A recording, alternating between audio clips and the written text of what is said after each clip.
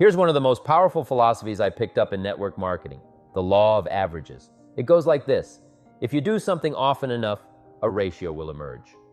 Let me repeat that key phrase. If you do something often enough, a ratio will emerge. It's astounding. It's almost magical. You're the average of the 5 people you spend the most time with.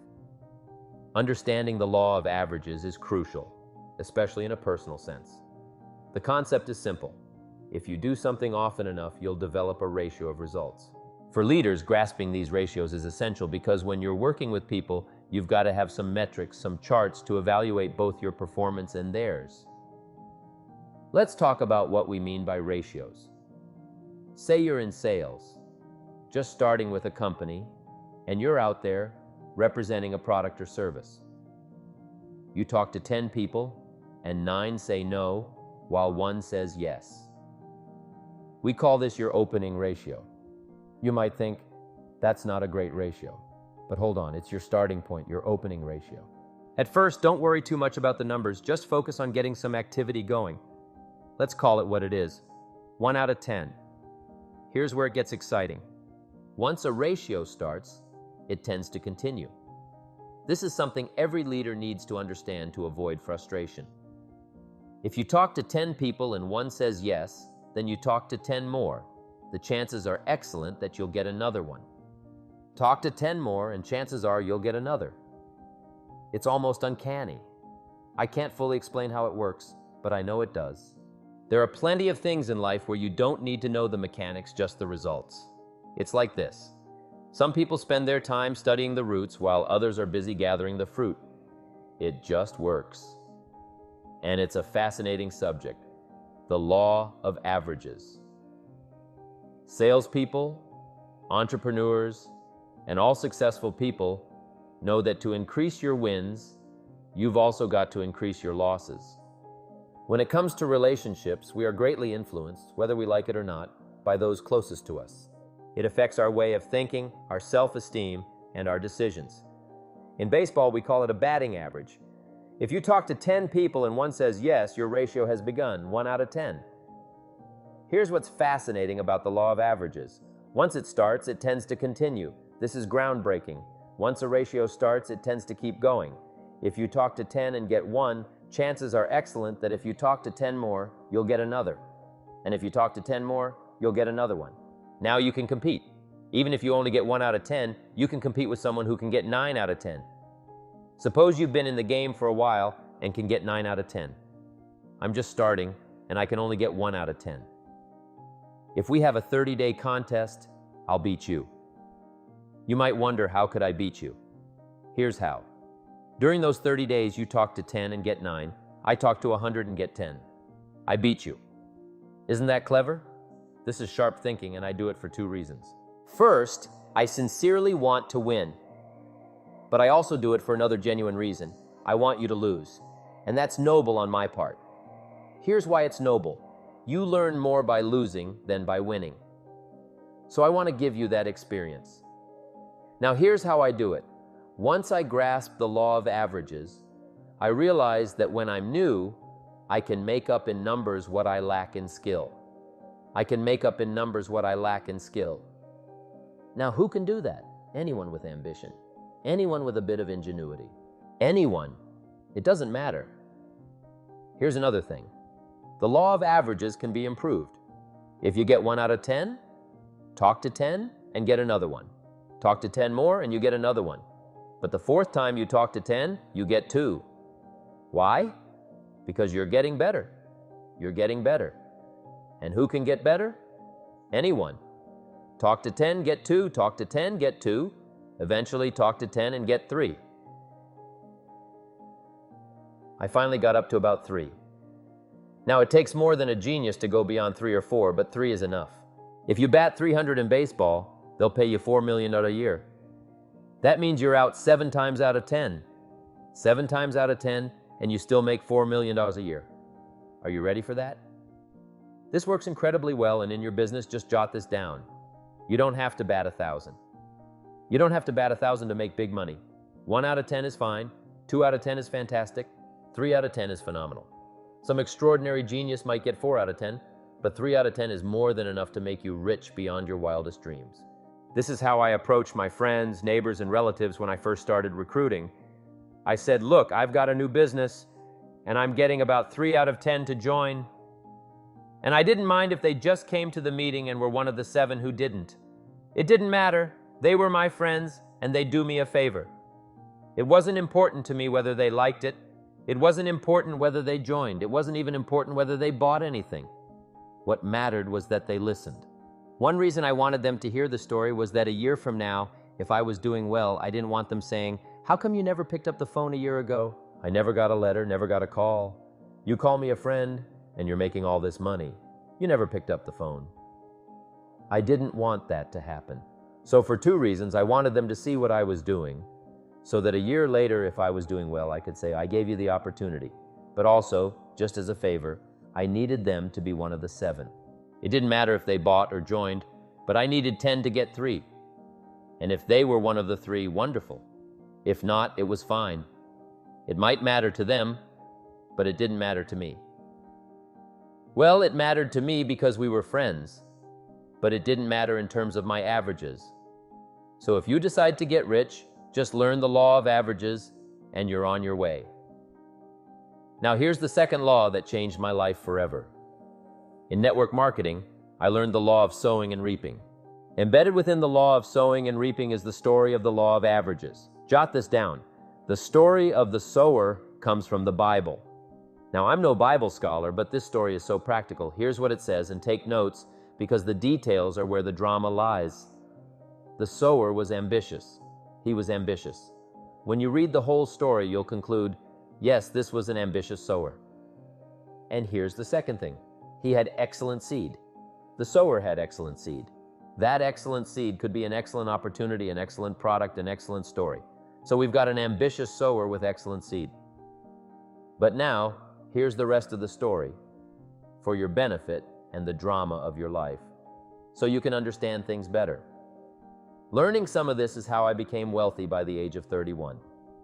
First, the story says, the sower went out to sow the seed, but the first part of the seed fell by the wayside, and the birds came and ate it up. So jot this down. The birds are going to get some of the seed. The birds are going to get some of the seed.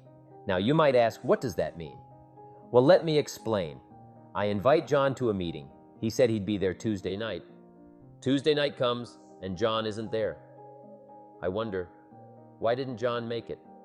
Now I know the answer, the birds. The birds got to him. John had a great idea to come to the meeting and see the opportunity, but someone stole it away. They said, you're not going to go see network marketing. And he said, well, maybe not. I'm going to. So jot that down. The birds are going to get some. Now, when the birds get some, you've got 2 options. One, you can chase the birds and say, let me find the person who talked him out of coming to the meeting. I'll give them a piece of my mind. But I wouldn't recommend that. Here's what happens if you go chasing birds.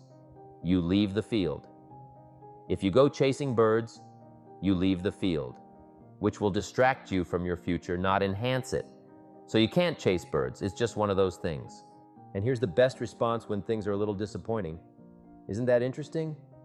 You just have to say, I was sure he'd be there. He promised me, but I know it was the birds. And you just say, isn't that interesting? Now here's the rest of the story. The sower kept on sowing. That was his secret to success. He kept on sowing. And if you keep sowing, you'll sow more than the birds can take because there aren't enough birds. If you keep sowing, sure, there are birds, but not enough because the law of averages will work for you. My mentor told me, you know, Mr. Rohn, there are only 9 or 10 nasty, miserable people in the whole world. He said, they move around a lot, and you're bound to bump into one once in a while. But when you do, just think, there are only 9 more like you. I can handle that. Now here's what else the story says. The sower keeps sowing the seed, but then the seed falls on rocky ground where the soil is shallow. The rocky ground and the shallow soil aren't your doing because you had excellent seed and you were an ambitious sower. But here's what it says. The seed that falls on rocky ground starts to grow, but when the first hot day comes, it withers and dies. It dies. Not easy to watch. I finally get John started, and sure enough, 3 or 4 days later, someone says, "Boo!" and he's gone. Doesn't show up at the second meeting. I thought for sure John would last a week. What happened? Jot this down. The hot weather is going to get some, and this is not your fault. Here's what you must say when that happens. Isn't that interesting? Wow. What can you do? The answer? Nothing. You might say, I'll try to change this, but I wouldn't recommend that course. You know, the sun comes up in the east. Someone asks, why is that? I wouldn't spend much time on that. Just let it be. Don't get caught up in the why stuff. I'm giving you the answers here. The answer is in the way things are structured, the consequences, and the deal. The answer is in the deal. Anything beyond that isn't worth studying. You might wonder, why do some people only last a short time? I wouldn't sign up for that class. Here's the answer. Some people just don't stay. You have to jot that down. And when some leave, you say, that's one of those who don't stay. Now, you know what category to put them in? You can't solve this. You can't. It's like trying to rearrange the seasons. You can't mess with that. All you can do is cooperate with how things are set up. I didn't set it up. You might say, it shouldn't be this way. Well, when you get your planet, you can rearrange the whole deal. But on this planet, you're a guest. You've got to take it as it comes. Now, here was the secret to the ambitious sower with good seed. He kept on sowing. Now, here's what he had to do to keep on sowing.